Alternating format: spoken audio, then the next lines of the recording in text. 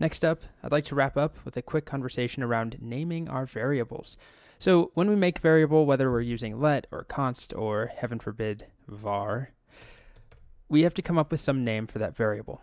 And there actually are some hard rules in JavaScript that we must follow. And then there are some conventions or some best practices that JavaScript developers in general follow, but you don't actually have to.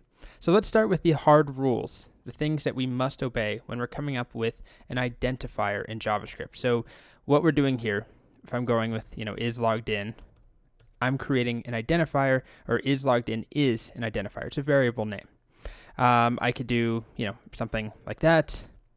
I can do something like hello world, but all of a sudden if I add a space in there, that's a big problem. So we can't have spaces in there. I can have numbers in here. So I could do something like, user1 equals something, but I cannot actually start off with a digit. So I can't do something like, one user equals, this makes no sense as a variable, first of all, but I can't do that. It tells me invalid or unexpected token. So I can have a digit in a variable name, a numeric digit, but it cannot be the first character. We also, if you just want to look for a more concrete definition on MDN under identifier, it tells us that identifiers are case sensitive. They can contain letters, $, underscore, and digits, 0 through 9, but may not start with a digit.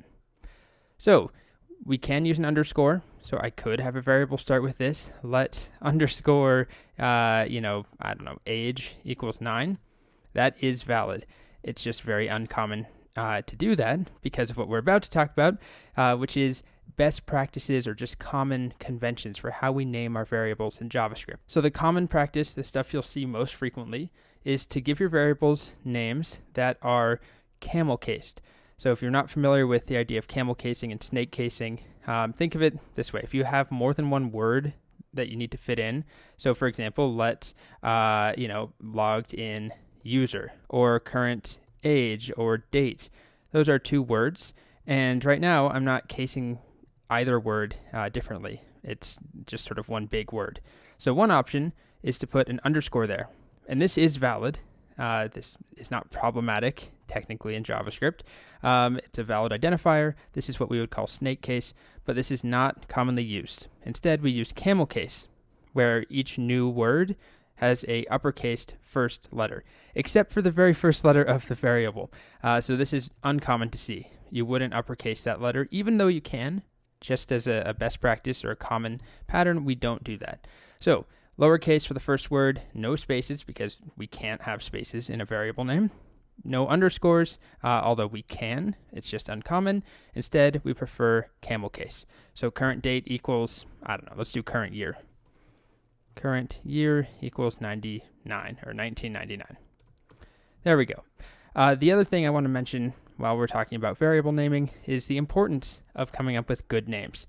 I have seen so many students do things like let n equals 9. What is n? What does that mean? Is it supposed to be number? Is it a special number in any way? Is it, user number, or is it user input number? I would do something like that, where you actually know what the heck it is, even though you probably know what it represents at this point in time. If you're coming back to your code weeks later, sometimes even days later, you may not remember what you were thinking. So variable names are very important, as are other names that we'll come up with once we learn about functions. Naming your functions well is crucial. So a couple of things when you're making a Boolean variable. Generally, you want to come up with a nice name that explains what it is. So instead of something like let user or logged in user equals true or equals false, what I like to do is logged in or is game over equals true instead of just game over. Putting is in there just makes it clearer that this is a Boolean variable. Again, you don't have to do that, but that's pretty common. In general, avoid one-letter variables unless for some reason it makes sense and you feel confident in it. For the most part, I would entirely avoid that. And I think that's enough about variable naming. So remember, you can't start your variable name with a number. You can put a number in there, it just can't be the first character. And it's most common in JavaScript to use lower camel case, lowercase the first letter, and then uppercase every first letter of subsequent words. And I'd also like to end on this one thought here. It's always better to have a more meaningful variable name over a more concise one. So brevity, it's really not that important. It's not going to make your code better or more efficient or anything to have it take up less space on a line. So don't come up with a sentence for your variable names, but also err on the side of meaningfulness. Okay.